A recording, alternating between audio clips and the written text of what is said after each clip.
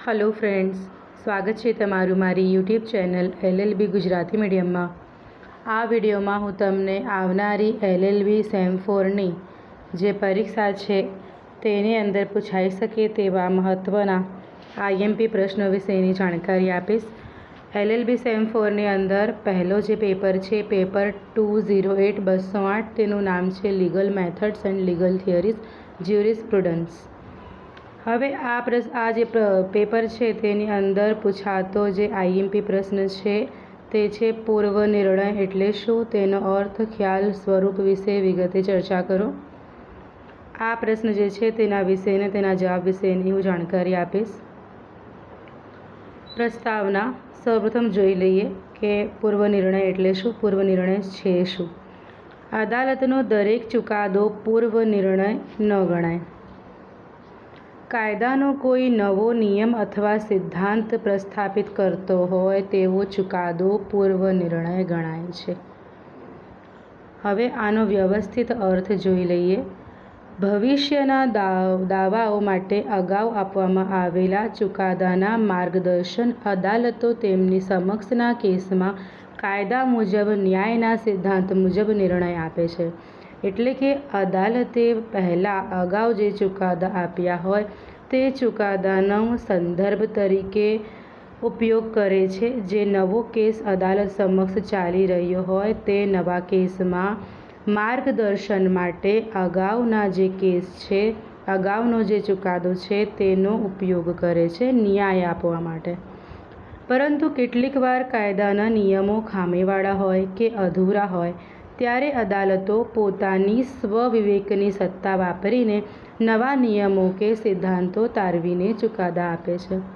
એટલે કે અમુક વાર સંસદ દ્વારા જે કાયદા બને છે તે કાયદામાં તે અધિનિયમમાં અર્થ નિરૂપણ ન થાય, અર્થ નિવેદન ન થાય, કંઈ ખામી હોય, અધૂરા હોય તો તેવા કિસ્સાઓમાં અદાલત જે છે પોતાની સત્તા વાપરીને તે કાયદાની અંદર નવા નિયમો કે સિદ્ધાંતો ઘડતી હોય છે।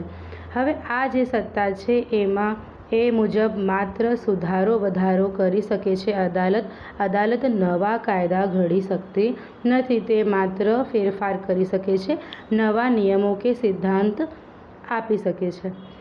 એટલે કે અદાલતો તેમના ચુકાદામાં કોઈ નવા નિયમ કે સિદ્ધાંત પ્રસ્થાપિત કરતી હોય છે જે પૂર્વ નિર્ણય કે પૂર્વવર્તી દ્રષ્ટાંત એટલે ઉદાહરણ તરીકે ઓળખાય છે। આ પ્રમાણે અદાલતો તેમના ચુકાદામાં નવા નિયમો કે સિદ્ધાંતો બહાર પાડે છે જેને ચુકાદાનો આધારભૂત સિદ્ધાંત કહે છે। એટલે કે આને પૂર્વ નિર્ણય પણ કહેવામાં આવે છે। અને આ જે છે પૂર્વ નિર્ણયમાં જે નવા નિયમો કે સિદ્ધાંત બહાર પાડે છે અદાલત તે સિદ્ધાંતને ચુકાદાનો આધારભૂત સિદ્ધાંત પણ કહે છે। આધારભૂત સિદ્ધાંત એટલે કે કોઈ આધારના આધારે, કોઈ સંદર્ભના આધારે ચુકાદો આપવામાં આવ્યો હોય તેવો ચુકાદો અથવા તેવો સિદ્ધાંત એટલે આધારભૂત સિદ્ધાંત। કોઈ અગાઉના કેસને કે ચુકાદાને સંદર્ભ તરીકે લઈ તેની અંદર સુધારો વધારો કરી નવો નિયમ કે સિદ્ધાંત બહાર પાડી નવો જે ચુકાદો આપવામાં આવે તેને ચુકાદાનો આધારભૂત સિદ્ધાંત કહેવામાં આવે છે। જેની અંદર અદાલત પોતાના નવા નિયમો કે સિદ્ધાંતો બહાર પાડતી હોય છે। તે ભવિષ્યમાં સમાન હકીકતોવાળા કેસોમાં માર્ગદર્શન પૂરું પાડે છે। એટલે અદાલત દ્વારા કોઈ ચુકાદાની અંદર નવો નિયમ કે સિદ્ધાંત પ્રસ્થાપિત કરવામાં આવે તો તેનું બીજા ભવિષ્યમાં જો કોઈ કેસ આવતા હોય તેની અંદર માર્ગદર્શક તરીકે એ કેસને લેવામાં આવતા હોય છે। આવા સિદ્ધાંતો જે છે પૂર્વ નિર્ણય છે, પૂર્વ નિર્ણય કહેવાય છે। આ વખતે ફક્ત સુપ્રીમ કોર્ટ અને હાઈકોર્ટ બહાર પાડે છે જે અન્ય અદાલતોને બંધન કરતા છે। એટલે કે આ જે નિયમો બહાર પાડવાની સત્તા ફક્ત માત્ર સુપ્રીમ કોર્ટ અને હાઈકોર્ટને છે। અન્ય અદાલતોને એનું પાલન કરવાનું હોય છે। એટલે અન્ય અદાલતો એનું પાલન કરવા માટે બંધાયેલી છે, બંધન કરતા છે। એમ બધા અન્ય અદાલતોને આ બંધનકારક છે, આ નિયમોનું પાલન કરવું ફરજિયાત। પૂર્વ નિર્ણયનું સ્વરૂપ, પહેલાં આપણે અર્થ જોઈ લીધું, હવે પૂર્વ નિર્ણયનું સ્વરૂપ જોઈ લઈએ। પૂર્વ નિર્ણયથી કાયદાના નવા નિયમો સ્થાપિત કરીને ન્યાયના વહીવટમાં અમલી બને છે. એટલે ન્યાયનો વહીવટ કરવા માટે પૂર્વ નિર્ણય મહત્ત્વનો ફાળો આપે છે, ભાગ ભજવે છે. દરેક અદાલત તેની વરિષ્ઠ અદાલતના ચુકાદાઓનું સંપૂર્ણપણે પાલન કરવા બંધાયેલી છે. એટલે કે દરેક અદાલત તેની વરિષ્ઠ અદાલત મતલબ જો નીચલી અદાલત હોય તો તે ઉપરી અદાલત માટેના જે ચુકાદા છે તેમનું સંપૂર્ણપણે પાલન કરવા માટે બંધાયેલી છે. ઉપરી અદાલતના ચુકાદાથી ચુકાદાની કાયદેસરતાને નીચલી અદાલતમાં પડકારી શકાતી નથી. એટલે કે ઉપરી અદાલતના જે ચુકાદા છે એ ચુકાદાની અંદર જે કાયદેસરતા રહેલી છે તેને નીચલી અદાલતમાં પડકારી શકાશે નહીં. તેને અધિકૃત પૂર્વ નિર્ણયનો સિદ્ધાંત કહેવામાં આવે છે. આ અધિકૃત પૂર્વ નિર્ણય એ પૂર્વ નિર્ણયનો એક પ્રકાર છે. આગળ આપણે જોઈશું પૂર્વ નિર્ણયના પ્રકારોમાં. અધિકૃત પૂર્વ નિર્ણયનો સિદ્ધાંત લાગુ પાડવા માટે 2 શરતોનું પાલન જરૂરી છે. પહેલી શરત છે કે કેસોના અધિકૃત અહેવાલોનું અસ્તિત્વ હોવું જોઈએ અને ન્યાયતંત્રની ઉચ્ચ સ્તરીય વ્યવસ્થા હોવી જોઈએ. ભારતમાં પૂર્વ નિર્ણયનું મહત્ત્વ શું છે? ભારતમાં પૂર્વ નિર્ણયનું કઈ રીતે સ્થાપિત થયું તે જોઈ લઈએ. પૂર્વ નિર્ણયનું સ્થાન શું છે ભારતમાં એ જોઈ લઈએ. ન્યાયના વહીવટમાં એકસૂત્રતા અને ચોક્કસતા લાવવા માટે નીચલી અદાલતો ઉપરની અદાલતોના ચુકાદા માનવા બંધાયેલી છે, પરંતુ વડી અદાલતો તેમના પોતાના ચુકાદા માનવા માટે બંધાયેલી નથી. એટલે એમ સમજી લઈએ કે જો સર્વોચ્ચ અદાલત હોય, સુપ્રીમ કોર્ટ હોય તો હાઈકોર્ટ અને સુપ્રીમ કોર્ટનું માનવું પડે. તેની કાયદેસરતા, તેનું જે ચુકાદા આપે છે તે નવા નિયમો બહાર પાડે જો સર્વોચ્ચ અદાલત, સુપ્રીમ કોર્ટ, તો એ માનવા માટે હાઈકોર્ટ બંધાયેલી છે. પણ હાઈકોર્ટ પોતે પોતાના જે દ્રષ્ટાંતો છે, પોતાના જે ચુકાદા છે એમને માર્ગદર્શક તરીકે લેવા માટે કે સંદર્ભ તરીકે લેવા માટે હંમેશા માટે બંધનકારક હોતી નથી. પણ અમુક કિસ્સાઓમાં સંજોગોમાંથી પોતાના જ અગાઉ જે કેસોમાં ચુકાદા આપ્યા હોય તેનો ઉપયોગ કરી શકે છે માર્ગદર્શન માટે અથવા તો સંદર્ભ તરીકે. પરંતુ વડી અદાલત તેના પોતાના ચુકાદા માનવા માટે બંધાયેલ નથી. હાઈકોર્ટની ફૂલ બેન્ચે આપેલો ચુકાદો તે જ હાઈકોર્ટ માટે હંમેશા બંધનકારક હોતો નથી. એટલે બંધનકારક નથી. સર્વોચ્ચ અદાલત પણ પોતાના અગાઉના ચુકાદાઓનું પુનરાવલોકન કરી શકે છે. એટલે કે સર્વોચ્ચ અદાલતે અગાઉ જે ચુકાદા આપ્યા હોય તે ચુકાદાનો ઉપયોગ અત્યારે તે અદાલતની સમક્ષ જે ચુકાદો, જે કેસ ચાલી રહ્યો છે તેની અંદર ન્યાય આપવા માટે તે અગાઉના કેસોનો અહેવાલ અથવા તો તે ચુકાદાનો ઉપયોગ કરી શકે છે તેની સમક્ષના કેસમાં. હવે આપણે પૂર્વ નિર્ણયના પ્રકાર જોઈ લઈએ. પહેલો છે મૌલિક પૂર્વ નિર્ણય, બીજો છે જ્ઞાપનકર્તા પૂર્વ નિર્ણય, અધિકૃત પૂર્વ નિર્ણય, માર્ગસૂચક પૂર્વ નિર્ણય, સંપૂર્ણ સત્તાવાહી પૂર્વ નિર્ણય, શરતી સત્તાવાહી કે અધિકૃત પૂર્વ નિર્ણય. પહેલું છે મૌલિક પૂર્વ નિર્ણય. હવે મૌલિક પૂર્વ નિર્ણય કોને કહેવાય? જ્યારે અદાલતનો ચુકાદો પ્રથમવાર જ કાયદાનો કોઈ નિયમ કે નવો સિદ્ધાંત પ્રસ્થાપિત કરે ત્યારે આવો ચુકાદો મૌલિક ચુકાદો કહેવામાં આવે છે.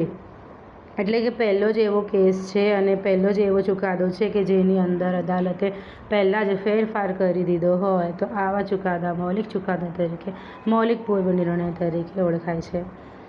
ધારો કે અહીંયા ઉદાહરણ આપ્યું છે રાયલેન્ડ વિરુદ્ધ ફ્લેચર. આ જે કેસમાં ઇંગ્લેન્ડની અદાલતે નિરપેક્ષ જવાબદારીનો નવો સિદ્ધાંત બહાર પાડ્યો હતો. એટલે કે એવો ચુકાદો, એવો કેસ કે જેની અંદર કંઈક અલગ નવો નિયમ અદાલત દ્વારા પ્રસ્થાપિત કરવામાં આવે. જે નિયમ ઓલરેડી પ્રસ્થાપિત ના હોય, પહેલી વાર જ તેને કોઈ કેસની અંદર પ્રસ્થાપિત કરવામાં આવ્યો હોય, એટલે કે બહાર પાડવામાં આવ્યો હોય તેવો સિદ્ધાંત અથવા તેવો નિયમ નિરપેક્ષ જવાબદારીનો સિદ્ધાંત બહાર પાડે છે. રાયલેન્ડ વિરુદ્ધ ફ્લેચરના કેસમાં આ ઇંગ્લેન્ડનો કેસ છે. હવે ભારતની સર્વોચ્ચ અદાલતે પણ ગોલકનાથના કેસમાં પ્રથમવાર જ ભવિષ્યલક્ષી પ્રત્યાદેશનો સિદ્ધાંત પ્રસ્થાપિત કર્યો હતો. એટલે કે પહેલાંના જે ચુકાદા કે કેસ હતા એમાં આવો કોઈ સિદ્ધાંત ન હતો. એટલે કે ભવિષ્યલક્ષી પ્રત્યાદેશનો જે સિદ્ધાંત છે એ પ્રથમવાર ગોલકનાથના કેસની અંદર જ આ નિયમ બન્યો હતો અને પછી પાછળથી તે બીજા કેસોમાં પણ સંદર્ભ તરીકે અથવા તો માર્ગદર્શક તરીકે એને લેવામાં આવ્યો. હવે બીજો છે જ્ઞાપનકર્તા પૂર્વ નિર્ણય. જ્યારે અદાલતનો કોઈ ચુકાદો કાયદાનો કોઈ નવો સિદ્ધાંત પ્રસ્થાપિત કરવાને બદલે અગાઉ નક્કી થયેલા નિયમને માત્ર જાહેર કરતો હોય ત્યારે તેને જ્ઞાપનકર્તા ચુકાદો કહે છે. આ જે છે આનો અર્થ આના નામ પરથી જ ખબર પડી જાય આપણને. જ્ઞાપન એટલે જાહેરાત કરવું, વિજ્ઞાપન પણ કહેવાય, જ્ઞાપન પણ કહેવાય, એડવર્ટાઇઝમેન્ટ કરવી. એટલે કે આ પૂર્વ નિર્ણયની અંદર કોઈ નવો નિયમ પ્રસ્થાપિત ના થાય, પણ અગાઉ બની ગયેલ કોઈ નિયમ કે સિદ્ધાંત જે તે કેસની અંદર લેવામાં આવ્યો હોય તો આવા ચુકાદાને શું કહેવાય? જ્ઞાપનકર્તા ચુકાદો અથવા તો જ્ઞાપનકર્તા પૂર્વ નિર્ણય. ઉદાહરણ તરીકે ગુજરાત હાઈકોર્ટ તેના કોઈ ચુકાદામાં ભારતની સર્વોચ્ચ અદાલતે આપેલ ચુકાદાનો કોઈ સિદ્ધાંત જણાવતી હોય ત્યારે હાઈકોર્ટનો આ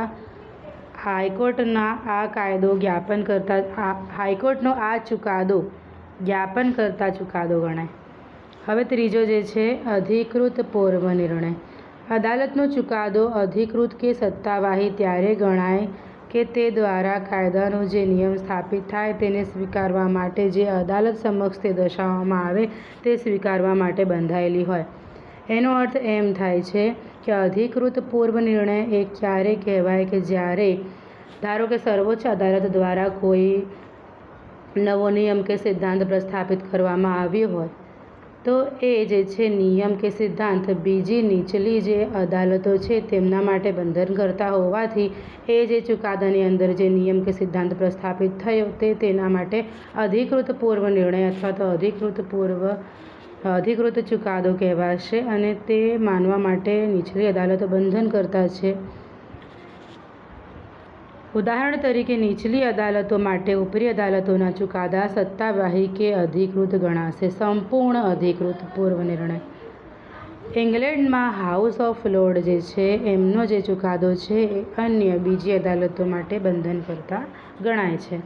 તે જ રીતે આપણા ત્યાં સર્વોચ્ચ અદાલતના જે ચુકાદા છે એ નીચલી અદાલત માટે કે હાઈકોર્ટ માટે બંધનકર્તા ગણાય છે. હવે બીજો છે માર્ગસૂચક પૂર્વ નિર્ણય.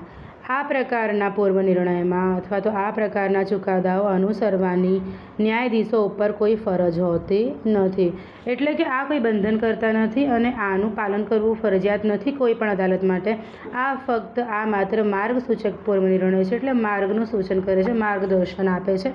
સંદર્ભ તરીકે જો જરૂર હોય ત્યારે આવા પૂર્વ નિર્ણયનો ઉપયોગ કરી શકાય છે જે તે અદાલત દ્વારા. આ પ્રકારના ચુકાદાઓ અનુસરવાની ન્યાયાધીશો ઉપર કોઈ ફરજ હોતી નથી, પરંતુ તે ધ્યાનમાં લઈ શકે છે. તેમના ગુણદોષના આધારે તેમને સ્વીકારી શકે છે. અદાલત આવા પૂર્વ નિર્ણય માટે બંધનકર્તા નથી, પરંતુ તેમાંથી માર્ગદર્શન મેળવી શકે છે. હવે પાંચમું આવે છે સંપૂર્ણ સત્તાવાહી અધિકૃત પૂર્વ નિર્ણય. સત્તાવાહી શબ્દ પણ વાપરી શકાય અને અધિકૃત શબ્દ પણ વાપરી શકાય છે. સંપૂર્ણ સત્તાવાહી કે અધિકૃત પૂર્વ નિર્ણય. સંપૂર્ણ સત્તાવાહી અથવા અધિકૃત પૂર્વ નિર્ણય ગમે તેવા સંજોગોમાં પણ બંધનકારક છે. એટલે કમ્પલસરી ફરજિયાતપણે આ પૂર્વ નિર્ણયનું પાલન કરવું પડે. તેવા પૂર્વ નિર્ણયો ક્ષતિવાળા હોય, અન્યાયી જણાતા હોય કે ન્યાયની હાંસી થતી હોય તેવા જણાતા હોય, તેવા લાગતા હોય તો પણ નીચલી અદાલત માટે આવા પૂર્વ નિર્ણય બંધનકર્તા ગણાય. દાખલા તરીકે સર્વોચ્ચ અદાલતનો ચુકાદો ભારતની બધી જ અદાલતો માટે સંપૂર્ણ સત્તાવાહી કે અધિકૃત પૂર્વ નિર્ણય ગણાય. છેલ્લું છે શરતી સત્તાવાહી કે અધિકૃત પૂર્વ નિર્ણય. આ શરતી એટલા માટે છે કેમ કે આ જે છે પૂર્વ નિર્ણય એ અમુક મર્યાદામાં રહેલા છે. અમુક મર્યાદામાં રહીને તેનું પાલન કરવાનું હોય છે. આવા પૂર્વ નિર્ણય અનુસાર અમુક સંજોગોમાં તેમનો ઇનકાર કરી શકાય, પણ અમુક સંજોગોમાં તે બંધનકર્તા પણ ગણાતા હોય છે. બંધનકર્તા ગણાતા નથી પણ અમુક સંજોગોમાં તેનો ઇનકાર પણ કરી શકાતો નથી. અમુક સંજોગોમાં ઇનકાર કરી શકાય તેવા મર્યાદિત છે. શરતી અધિકૃત પૂર્વ નિર્ણયની બંધનકર્તા મર્યાદિત છે. હવે ચુકાદાનો આધારભૂત સિદ્ધાંત જોઈ લઈએ, તેની સમજૂતી.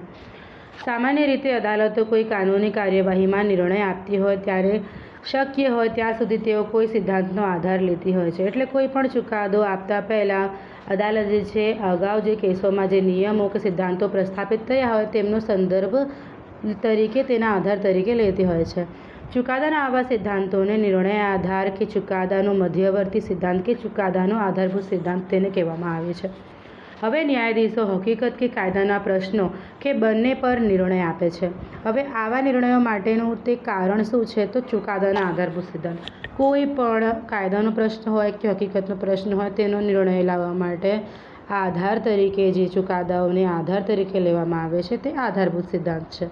ન્યાયાધીશ તેના નિર્ણયના આધાર તરીકે કાયદાનો નવો નિયમ પસંદ કરે છે, સ્થાપિત કરે છે, જે અન્યને ચુકાદાનો બંધનકારક ગણવાની પરવાનગી આપે છે. એટલે બીજાને પરવાનગી મળે છે કે એ પોતે એ નિયમોનું કે સિદ્ધાંતોનું સંદર્ભ તરીકે, માર્ગદર્શન તરીકે લઈ શકે છે, ઉપયોગ કરી શકે છે. આશા રાખું છું તમને આ જે ટૉપિક છે પૂર્વ નિર્ણય અને ચુકાદાનો આધારભૂત સિદ્ધાંત, આ બંને ટૉપિક સમજાઈ ગયા હશે. જો તમને મારો આ વિડીયો ગમ્યો હોય તો લાઈક કરજો, શેર કરજો, કોમેન્ટ કરજો અને મારા યુટ્યુબ ચેનલ LLB ગુજરાતી મીડિયમને સબસ્ક્રાઈબ કરજો. Thank you for watching. Bye by.